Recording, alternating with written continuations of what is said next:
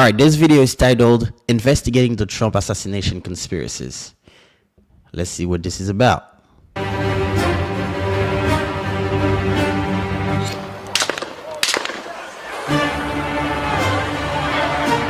Very intense.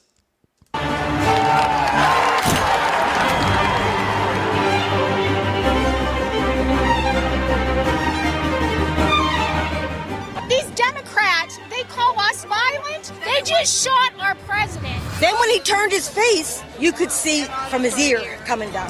This cameraman was the intended assassin to kill Donald Trump, plain and simple. You think Thomas Cook was a decoy? I think Thomas Cook is 100% a decoy.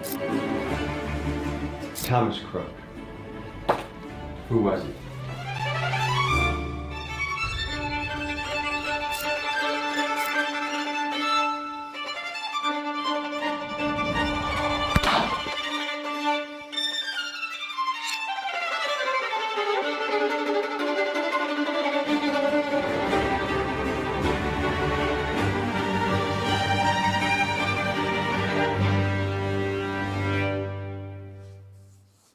On July 13th, Thomas Crooks attempted to assassinate Donald Trump. In the immediate aftermath, our government officials have given us little to no meaningful information, and because of this, many conspiracy theories have arisen. To investigate the Trump assassination attempt properly, I assembled a dream team of experts. First up, Andrew Bustamante, an ex-CIA agent who spent 7 years in covert operations around the world. Next, Danny Hall, an elite special remember ops him. member who operated with the Green Berets and Delta Force and was the recipient of the prestigious Silver Star. Then we got Charlie Butt, a man who spent nearly 2 decades in the Secret Service and guarded the likes of President Clinton and both President Bushes. And finally, Senator Ron Johnson, the man who is spearheading the investigation into the Trump assassination attempt. We also talked to former classmates of Thomas Crooks and people who sat 20 feet from Donald Trump at his Butler rally. Throughout this episode, we will investigate the various conspiracies surrounding this assassination attempt in an effort to discover the truth of what happened that day. But first, a quick disclaimer.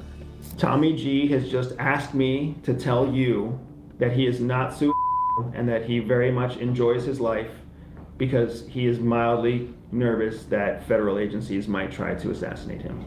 And I approve this message.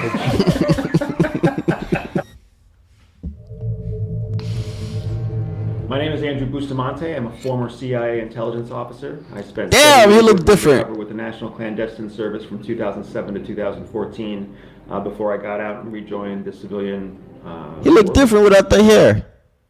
My name is Andrew Bustamante. I'm a former CIA intelligence officer. I spent 7 years working undercover with the National Clandestine That's Service crazy. from 2007 to 2014 before I got out and rejoined the civilian world. Former? Yeah. Yes, former CIA.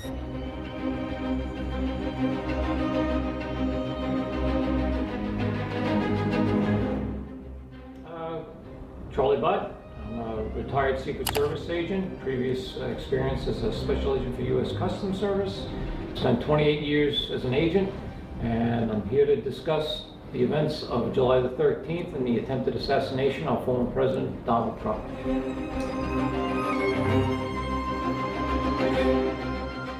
4 years Ranger, got out, went to college, became a computer programmer, hated it, went back in the military, became a Green Beret, and then deployed to pretty much everywhere there was something to do since '91. How many missions did you go on while you were away? My last 9-month mission in Basra was 152. 150. How does he find his people? Like, where do you find these people? 2 missions? In 9 months, yeah. You won the Silver Star. Mm-hmm. You took out 17 enemies with your knife. That's what they say. That's insane. We're on a quest to discover who was Thomas Crook. What was he like? What do people think of him? What did he do? What did his daily life look like? We're heading first to the nursing home he worked at. He worked at a nursing This is home? the place that he worked.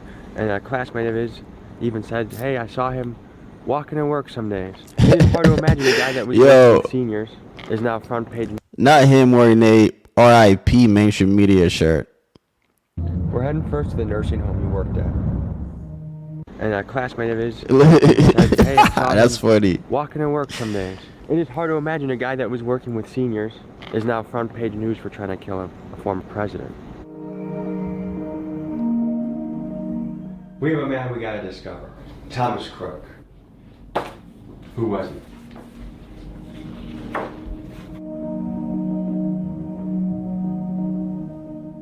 This is a guy who history would have never remembered, and now we're going to be talking about him for a long time. So one thing that's interesting to me is that he comes from a medical background. He worked here in nursing and rehabilitation as a dietary aide. So what that tells me is that somehow he had a heart for helping people. And yet this guy ended up on a roof with a weapon trying to assassinate a former president.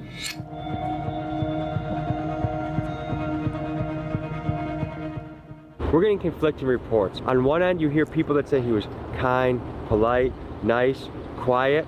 Other reports say he was a loner, strange, and he is that guy that they got the school shooter vibes from. We're gonna talk to a couple of his classmates and see if we can get a better picture of who the man was. I really did get like chills hearing about it. Just a kid's name that I had graduated with, and I don't think really anyone saw it coming. He was a respectful kid. The way that he carried himself, he was very quiet, like to himself, but never had any like threatening kind of nature. Very smart, cared about school. I heard he won a math award. Yeah, he was very good at, academics. It was what he cared about. He pursued, he wanted to go after high school for like a computer engineering kind of degree. Was he one of the smartest kids in the grade, would you say? Yeah, I would say that.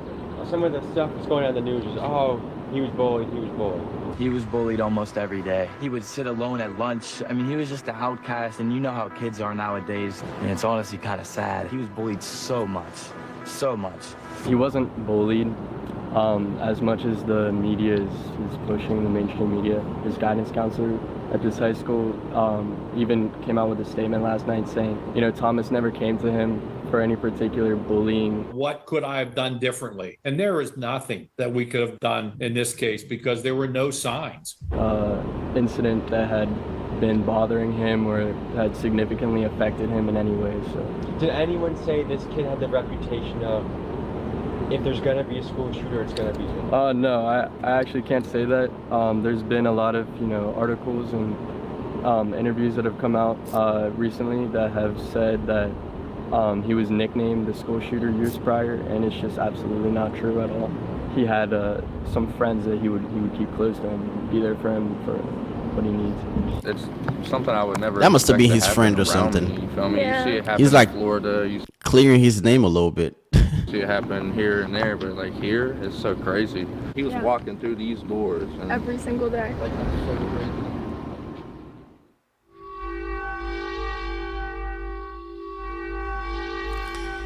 Yes, sir. One of the main conspiracies that's Let's get into the is goodies now. Whether Crook worked alone or had outside help, because after all, how could a 20-year-old kid outsmart the Secret Service? The top conspiracies on who Thomas may have collaborated with include the FBI, a shadowy U.S. government agent, and the Iranians. Let's investigate these claims.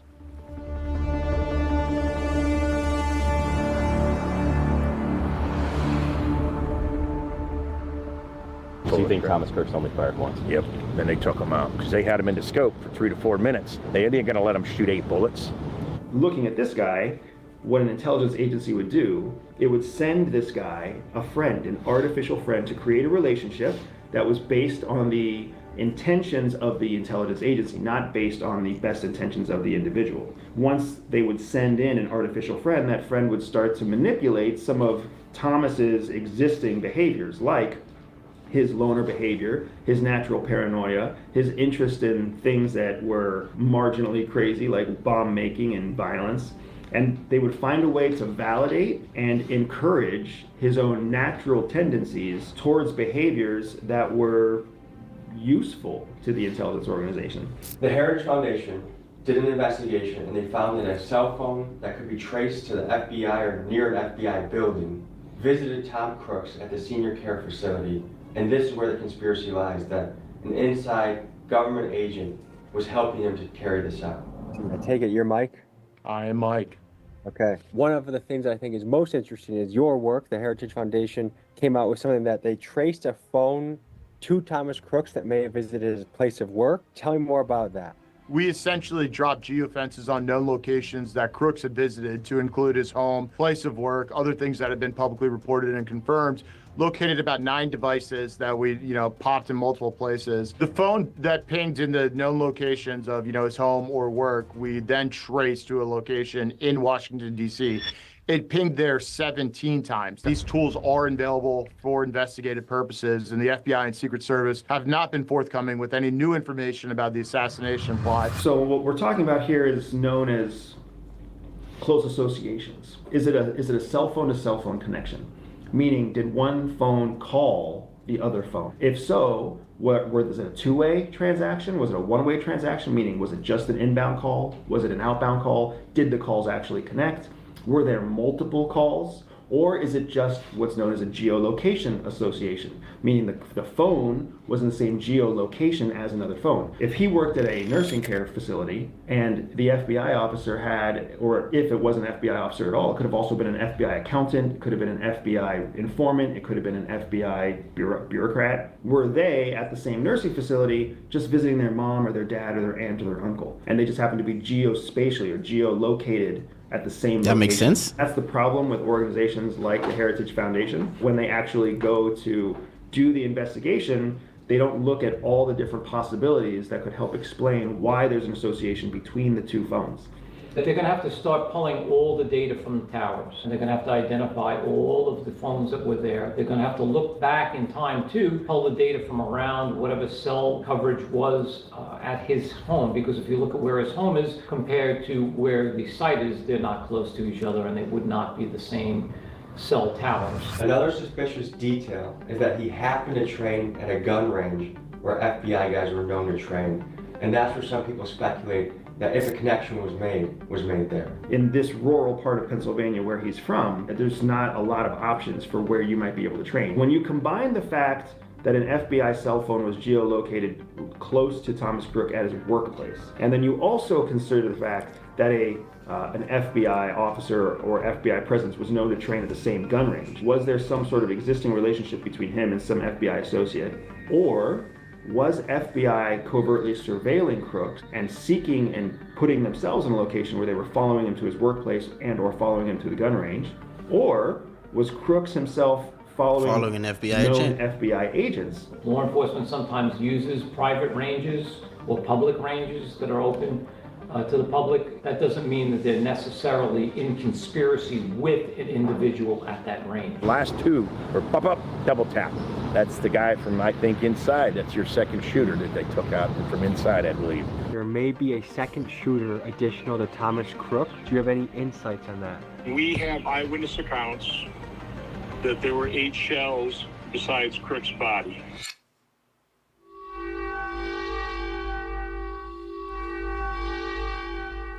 Almost immediately after the news broke, a left-wing conspiracy began circulating that Trump staged this event. I think this is the biggest one. I think this was the biggest conspiracy when this all happened. Everybody was saying Trump faked it. I never said that myself, but Some I know a lot of said this was people a who way to did. divert attention from the news that Trump was named in the Epstein files, and others said this was just a publicity stunt to boost his polling numbers. Because after all, they said, the camera person that took this photo was ushered in front of the stage by the Secret Service at the absolute perfect moment. This is what the internet had to say. Why has Donald Trump's ear healed so quickly after being shot? For the first time since the assassination attempts earlier this month, Trump has been seen without the bandage that covered his ear. Everyone on the internet is puzzled by the absence of stitches or visible scars on the former president. Recent photos from a meeting with Israeli Prime Minister Benjamin Netanyahu show Trump's ear looking remarkably unscathed. I cannot believe what I'm hearing right now. To say that Donald Trump's assassination was staged is just wild. If you wanted to stage an assassination, you would shoot 35, 40 degrees off target, well away from anybody accidentally getting hit. The other thing that caused people to think Trump staged this are the questions surrounding his ear. Did he use fake blood? Did he trust a shooter to graze his ear? Did his ear truly get hit by a bullet? And if so, how did it heal so damn fast? What's nonsense and what's fact? Let's ask the experts to give their opinions on this. It was said that Trump was shot through the ear with a bullet. This here is a picture of Trump's ear from no less than 6 days ago. So I don't know, I would trust that this is a photo from 6 days ago first. The next thing I would want to know is, what did the bullet wound look like? That's nonsense to me, yo. Like there's nobody on earth who would want to stage an assassination and be so close, like so close. Nah, I don't buy it for 1 second. I know Trump is crazy. He's a crazy dude, and he probably would do that, but I don't buy it. Immediately after the gunshot, the wound was very superficial that actually happened to Donald Trump's ear. You can actually see that the body of the ear itself is still attached. So the upper part of the lobe is still there. In fact, it looks like it was just this back area here that was nicked, and that's where all the blood came from. So not only would the wound have healed and the bleeding would have stopped, but then on top of that, you can see that he's under heavy makeup because it's a press appearance. So the makeup would have actually covered up the spot where the specific this guy's good nick or the specific penetration would have happened. No one is going to stage something like this to be nicked by a bullet. Yo. You could very easily be killed. So I don't believe that.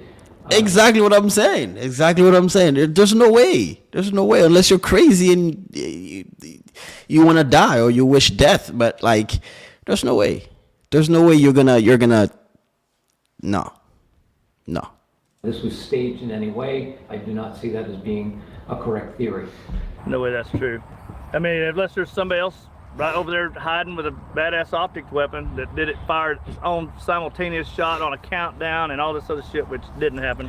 We also have 3 people that were critically injured and one who passed away. Good point. And saying that it was, all good like point. An inside job. And we keep stuff forgetting like that. about those people. A lot of them are not much but conspiracy theories. Yeah, I was 3 rows off the stage. We heard gunshots, and I just kind of, I ducked down and started praying I wasn't going to get shot, man. There was 2 people shot right behind me. I mean, I don't think that's real. I mean, we saw, pictures, and I had family members that were right beside Corey. It's reality. Only 2 weeks later, his ear looks like this. Oh, wow. What do you make of that? It seemed like it healed very quickly.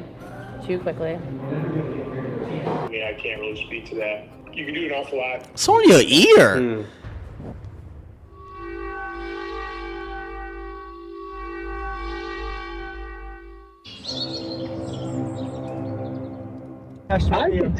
Do ears not heal fast or something? Like it's only an ear, like only this part right here. Why everyone is focused on how fast it healed?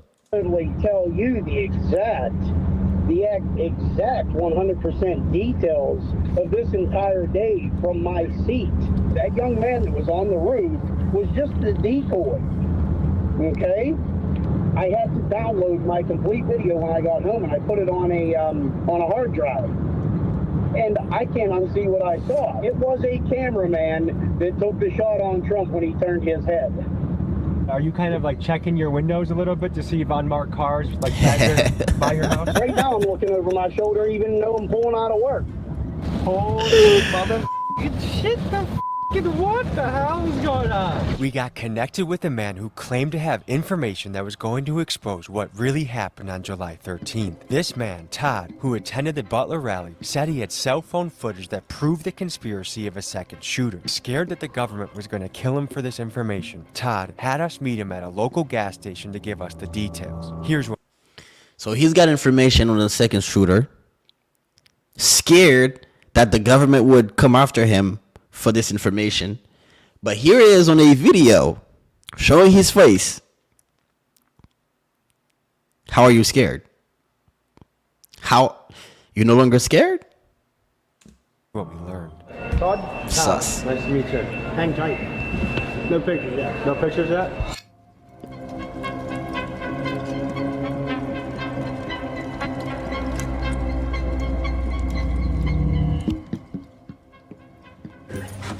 Turned around and just started haymaker in that crowd. So many people were hit that you guys don't even know. While his back was turned, this is when the state policeman and that man in black, they grabbed him and boom, boom, boom, boom. Cameraman.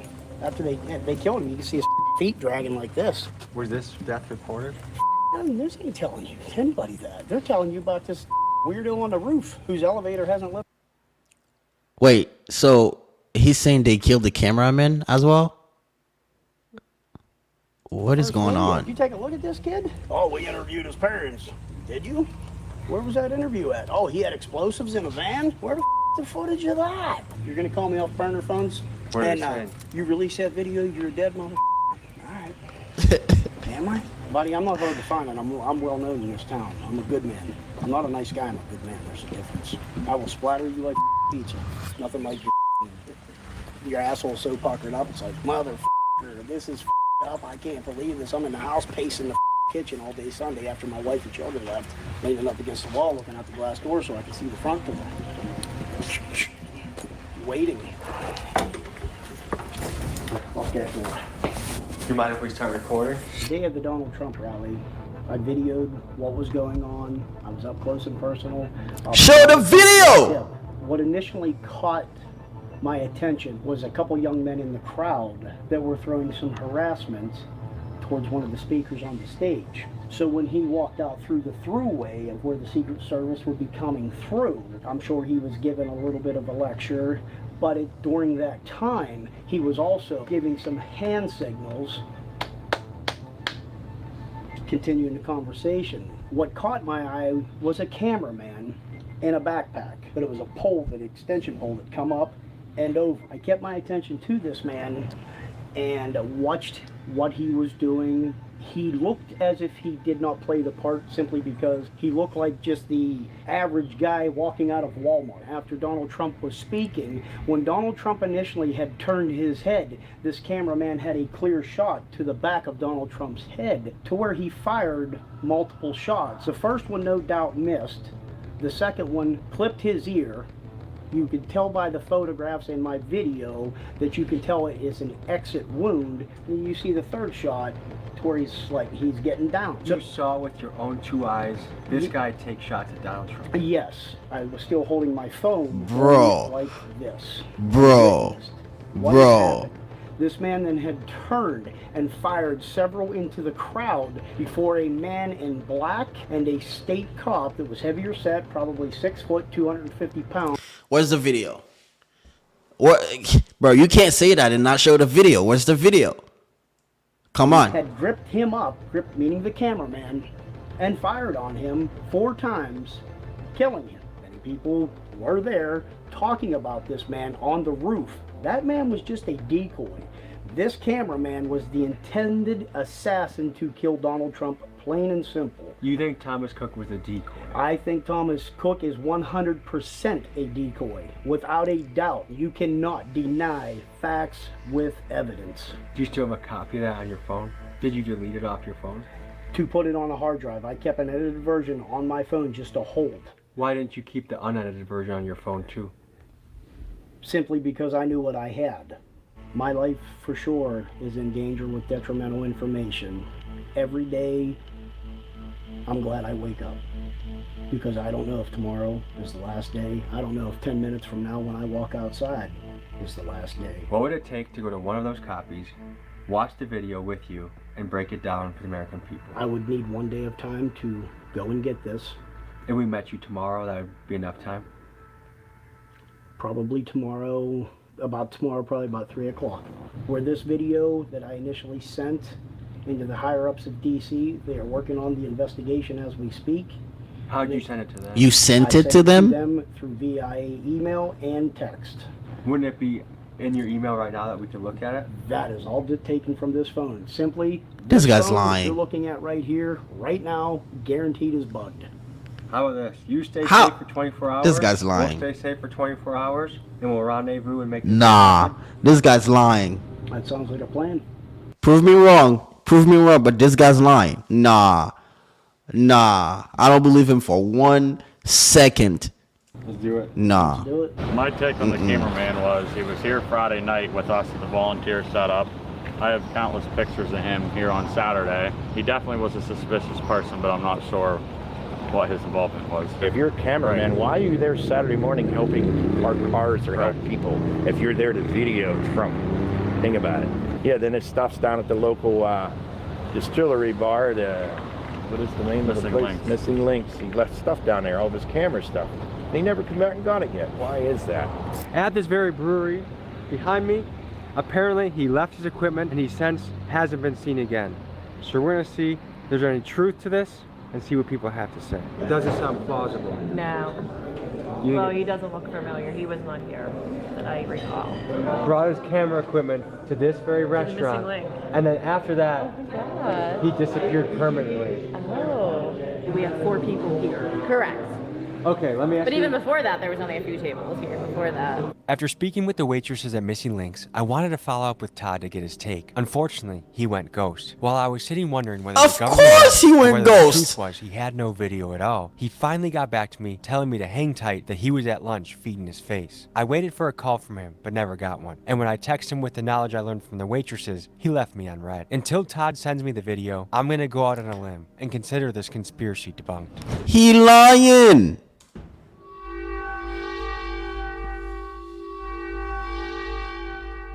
While many assume that incompetence is behind the Secret Service's failure on July 13th, one conspiracy floating around is that they intentionally allowed Thomas to take the shot. The questions that have been raised are, how could a kid like Thomas possibly get anywhere near the former president after being found at the rally with a rangefinder? Why was the Secret Service sniper not given clearance to take out Crooks if he was spotted with a rifle on the roof? And is it possible that President Biden assigned a B-team security detail to Trump in order to let Crook take the shot? And if all of this was simply a bad day for the Secret Service where mistakes were made, are DEI hiring tactics to blame? Let's explore these questions.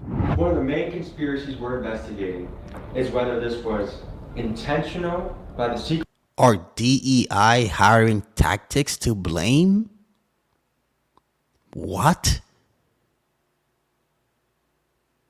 Service that the job was so bad that this was an intentional effort to let Thomas Crook take the shot, or was this just massive incompetence? It was not an intentional doing of the Secret Service. Over the course of my career, there is no one that I have ever come in contact with in the U.S. Secret Service that is not willing to do their job, which means to take a bullet for an individual that we are protecting. The argument that a 20-year-old kid couldn't outsmart Secret Service is a valid argument. A 20-year-old kid like this cannot outsmart Secret Service. However, Well, he did. If you've ever watched a professional football game and you've seen a professional NFL quarterback fumble a ball, that's more akin to what actually happened that day in Butler, Pennsylvania. Fumbled. They made a mistake. And then they made compounding mistakes on top of that. Whether or not he had an inside assist is a question that is still to be answered. The simplest solution is often the most accurate solution. And the simplest solution here really is that in a rural county during a political rally, a kid was able to get up on a roof with a gun and take a shot at a former president because the Secret Service left a gap in their security perimeter. So we're at the building right now that Crook took the shots from. I see the security coming up too. We'll pay them no mind, but this is the building that Thomas Crooks was on, navigating as he took the shot in plain sight for about 90 minutes before he did it. You have to exit the property. Huh? This is your trespass. You have to exit the property. Hey, who are you? I'm security. You have to exit the property. And you get trespassing charges, please. Security of this? Yes. Can you please exit? Are you a government agent? Please exit the property or you get trespassing charges. Okay, we'll get walking. We'll get walking. This way, please. Guys, excuse me. You exit this way here? Our car is on that side. I know that. You got to exit this way, though, please. You have to exit this way? It's not going to be difficult. You're trespassing. Now, I can call the cops to get you cited for trespassing. I hear Please, that. Can you please? We're going to walk this way. Where's the No, sidewalk? you're on property. I'm about to call the cops to you get trespassing charges. Can you please exit? We're going to exit this way. No, I'm this literally way, sir. exiting. Because of the easy vantage point, it begs the question, why was this not scoped out? Why Is he was this following something that them? was just Oh, left yeah, for he's a following kid them. that He's was right there cited with the for back. About 90 minutes to be allowed to be on premise. Oh, yeah, he's on site. following This for isn't sure. a city where they have millions of skyscrapers to hide in. This is like the one spot of the area, which makes the whole thing even more interesting. And it goes further into the conspiracy, whether it was incompetence or on purpose. So, and also, isn't it interesting too that just filming this, security is there to apprehend you, but Thomas Crook was able to make it through. We're supposedly SWAT team. Hey, come on, man. Come on, man. Come on, man. This is still fresh, okay? This just happened, all right? So, of course, they're going to have people there to secure the building. Can't just let anyone come up there. That's common sense, right? Was all congregated. How is it you think that Thomas Crook was able to evade detection? Because, I mean, when you scan the situation, that is a pretty obvious building to lock down. And the fact that I mean, the Secret Service didn't. They're supposed to be elite. They're supposed to hold it down. Like, what do you think happened? I mean, I think there was a lack of security of the day. I don't think there was enough communication between our local sniper teams and the Secret Service. I mean, I was here Friday night, and for the volunteer setup, I was able to drive my vehicle right and park 5 feet from the stage. I was never searched or nothing. I've never saw that before. I mean, I've volunteered at plenty of events, and this is the first time I was able to drive right up to the stage. So you've covered other Trump events before? Yeah, 22 of them. Really? Yeah. Wow. Okay, so describe the difference between those 22 and this one. So they're typically locked down 36 hours prior to the rally. This one was still completely unlocked 12 hours prior to the rally. Usually you're searched, vetted, background checks to even get anywhere near that place Friday night. None of that happened. So what was it like that day? And I guess let's first focus on the security of the event. The day before, the day of, what was it like? There was no security for the event on Friday. There was nothing. I could have drove right in. I had my truck, we drove right in, right through the door, and pulled right up, and there's nobody around. They had to walk around just to find anyone. And was this your first Trump rally? Oh, no. We've been down to Trump's house in 𝖁𝖎𝖊𝖔 many times, and we go to a lot of rallies. We go over to the United States and do stuff for him and whatever we need to do. So, Danny, you did perimeter security for which president? Clinton. So as you're looking at an area, what are the primary things that you're thinking about in securing a location? Set up a perimeter, first of all, like they did. I think they pretty much did that. Then also, anything high, you need to have an unobstructed view from a higher place, like either seated somewhere high or have a drone. Yeah, so I was at the rally 15 feet behind Trump and the Secret Service. You know, a few things I noticed were the security at the magnetometers, the metal detectors when you walk in, was quick and not very thorough. The 3 bleachers where Corey was fatally wounded and 2 others were critically wounded was supposed to be wristbands, VIP only. That was not the case. It was quite unorganized, and it was very surprising that an event of this magnitude was organized in such a poorly way. Right there on those 4 vents is where Thomas Crooks was stationed when he was shooting at the stage that Trump was on. The counter-assault teams were on that building and another building that we can't see, but that is the building that Thomas Crooks was on with the 4 vents on it, and this is very similar to where Trump's stage was. So there was no one on either of these 2 buildings besides Thomas Crooks? There was local police located inside that building. But not on top? Not on top. That seemed like such an obvious thing. Does it seem inconceivable that they were not on top of the roof? Yeah, or at least having a drone doing something, or I mean something, but personnel is better. It's also important to mention that they were right where that 16 is. That's where that one Secret Service counter sniper team was. Is he back on the property? And you could say that roof right there. That roof on building 16. That's where the fatal shot was taken. No, that's just where one counter sniper team was. The sniper team that was up on this roof here, they readjust. The guy who's up on the tripod, he readjusts. He pulls that tripod back and then re-engages his scope and actually lowers the muzzle. So when CS comes out, survey of an area, counter sniper. So they're going to do their own survey of an area. And what they do is they're looking at lines of sight, and they're going to look at what's going to be in their area of responsibility. Once they've identified that, they're locked into that area of responsibility. So that team could have been watching something over here. Could have been the tower. Depends on how much, and how much they were going to cover and what their terrain is. So even if you were called in to identify somebody in this vicinity, there's like 5 buildings here, and they all look the same. Like, that's not an easy task. With how little ground there's to cover, you don't think it's that easy to There's find? 5 buildings back there. They didn't know there was going to be a rooftop shooter. What they had to be ready for was any kind of shooter, and any kind of bomb, and any kind of physical threat, and any kind of rogue driver. So we're looking at all of this through the lens of how did that counter sniper team not shoot? Because we already know how guy? the story unfolded. Right, but if you put yourself in the Secret Service shoes, the morning of the 5 I like this guy. Hindsight is always 20/20. Okay, we get the benefit of knowing everything now in time since it happened. Jill Biden had an indoor event where there were apparently many more Secret Service agents assigned to her rally than Trump in an outdoor rally. What do you make of that? Well, she's the First Lady of the United States. She is entitled to U.S. Secret Service protection. In terms of manpower, she is what's considered a satellite detail under the President's detail. They're going to make assessments as to what is needed for each event, the type of event, the location of the event, the number of people in attendance, how are they going to do the screening. When you have 2 events in the same area, There is going to be a dissipation of manpower. So strategically, Thomas Crook chose a bad location. Oh yeah. Why is that? Well, one, they can see you most likely. Somebody over there can see you because as soon as you hit that crest, somebody knows you're up there. So whether or not you shoot him immediately, that's another story I don't understand yet. Number two, as soon as he shoots that round, he's not coming off that building. Right. That's it. So you'd want to have a technique. One, it'd be further away by a long ways. Also, it depends if you're a trained sniper. You should be able to take that shot 300 or 400 yards at least. And I wouldn't use an iron-sighted weapon either. I'd use an optic weapon. You'd need, if you're going to shoot from back there, you need to be a skilled shooter to shoot iron sights. Honestly. And we have to keep in mind that it was 100, 110 degrees on top of it, so it must have been a pretty uncomfortable position for him to be in laying prone. And just so people know your experience, what's a distance that you've taken someone out from?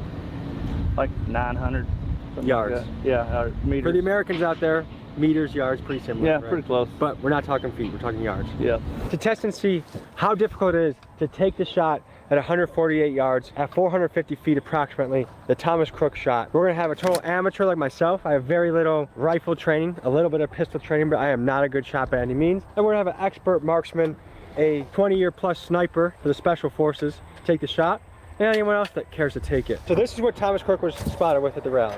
Something similar. Who besides a sniper or a hunter would want to carry this?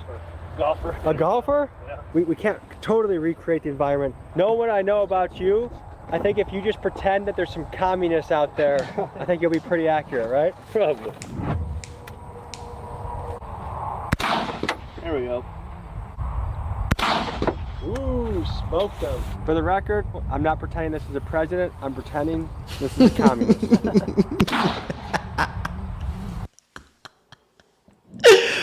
Yo, the fact that he had to clarify that. There it is. There it is. Just from my reaction of doing this, the chances of only grazing somebody's ear would be ridiculous. So for the people that do say, hey, this is It was fake? that It would was be the craziest shot to pull off. Yeah. And you would never get an inexperienced marksman to do it. Even a guy that is top in his class. Yeah. Would Thomas's elevation have made the shot easier? Oh yeah, and he didn't have all his grass to deal with because we can't see the whole target right now either. So he had a target that was a little bit higher, and he had maybe a 10, 12 foot range. Yeah, and if you're shooting, he didn't have enough high angle to where he'd compensate a high angle calculation. He was only like, a little bit. He's almost just barely down. It's said that Thomas Crook was in the scope of a sniper for over 8 minutes and that the sniper requested permission to take him out and was denied. Why would that be? Depends whose sniper they're talking about. Was he on the ground walking around the building? Was he in the crowd somewhere? Was he actually up on the roof? If he was up on the roof, what did he have with him during that time frame, the so-called 8 minutes, that he was up on that roof? Civilians on the ground even saw this guy with a gun on their roof. He's got a gun! Given that there could have been a potential assassin to take out a former president, how was a sniper not cleared to take the shot? Every agency's snipers have different rules of engagement. So you're going to have to go back and do an after-action review of a timeline of setting up, when these people were calling out that there was someone on the roof with a gun, to the actual timeline of when former President Trump was allowed to come on the stage. And you're also going to have to sync up with that any law enforcement communications, whether it's via the radio or via text messaging. You'll have to sync all of these items up to see when it was first called out that there was someone on the roof with a weapon, as to when it was communicated, how it was communicated, and fix all of these different variables into one timeline to see where the gap is, where the mistakes were made. Did Biden intentionally assign duds to Trump's security detail? President Biden doesn't have a say in who exactly is assigned to anyone's detail. People are assigned on merit, people are assigned on experience, people are assigned on where they are in their career. Do you believe that the policies of DEI are eroding the effectiveness of the Secret Service? Like I said earlier, I think that the best policy is meritocracy. I think what matters is the person capable of doing the job, regardless of their background, regardless of their ethnicity, regardless of their gender. PT scores matter, firearms scores matter. The ability of someone to operate in an environment such as the Secret Service environment matters. Doesn't matter who the person is if they can operate in the environment. That's what matters most to keep the protectees safe of the Secret Service.